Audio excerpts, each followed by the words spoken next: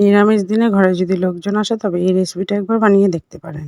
অল্প কাজু, কিশমিশ, পোস্ত জল দিয়ে ভিজিয়ে অল্প সময় রেখে দিয়ে একটা পেস্ট বানিয়ে নিতে হবে। তারপর কড়াইতে অল্প তেল দিয়ে লম্বা করে কেটে রাখা আলুগুলোকে অল্প নুন দিয়ে ভেজে তুলে নিতে হবে। ঠিক একইভাবে লম্বা করে কেটে রাখা গাজর আর বিনসগুলোকে অল্প নুন দিয়ে ভেজে লাল করে তুলে নিতে হবে।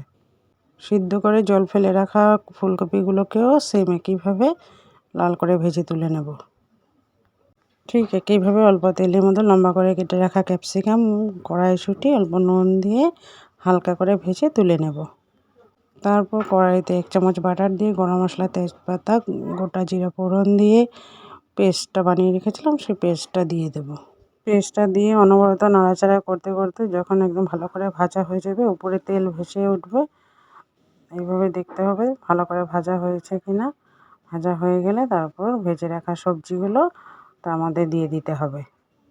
দিয়ে ভালো করে নাড়াচাড়া করে অল্প একটু চিনি, অল্প একটু গরম মশলা গুঁড়ো, অল্প একটু কস্তুরি মেথি দিয়ে নাড়াচাড়া করে এভাবে নামিয়ে নিতে হবে। রুটি বলো বা পোলাও বলো সব কিছুর সাথে খেতেই খুবই ভালো লাগে। একবার বানিয়ে দেখতে পারো, খেতে খুবই দারুণ লাগবে।